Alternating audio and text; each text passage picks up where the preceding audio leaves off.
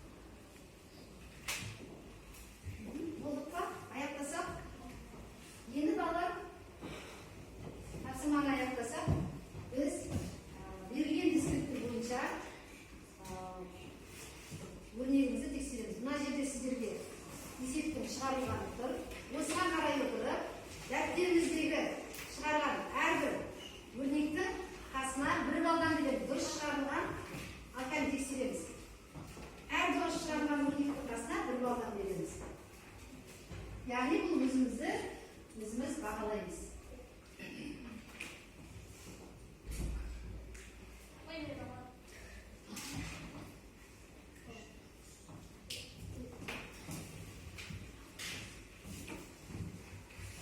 Bunu қарап отырып тексереміз.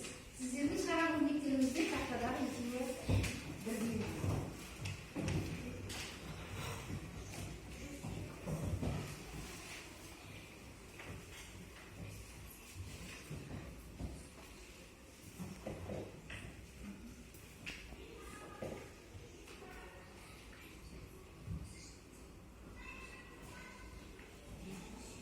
Ал былтырғы бағалап тұрған алдыңғы орындаған оқушыларсыз.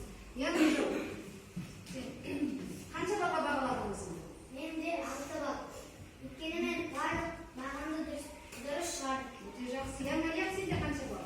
Менде 6 бал. Мен барлық есепті дұрыс шығардым. Өте керемет. Я, аяғым. Менде де 6 бал екен, мен бағамды шығардым. Я, жарасқан. Менде де 6 бал, мен бәрін дұрыс шығардым. Өте керемет. Я, қарақат. Мен өзімді бал қоямын, өйткені мен барлық мектепте дұрыс шығардым. Я. Ғалма, сен өзіңді қаншаға бағаладың? Менде 6 бал болды. Өйткені мен барлығын дұрыс шығардым. Өте керемет. Аха. Басқаларын бәріңіз бағаладыңыздар ғой? Бәріңіз дұрыс шығарылған ба? Өте керемет. Демек біз екі таңбалы санды бір таңбалы санға бөлудің алгоритмін дұрыс меңгергенбіз. Өте керемет. Ақырай балалар, бізде келесі жұмыс бізде бірге ойлаймыз, яғни біз манағы есімізге түсірген топ ережесін сақтай отырып, біз топпен жұмыс істейміз. Қане оқулығымызды ашамыз. Оқулығымызды ашамыз. Бірінші топ. Сіздерге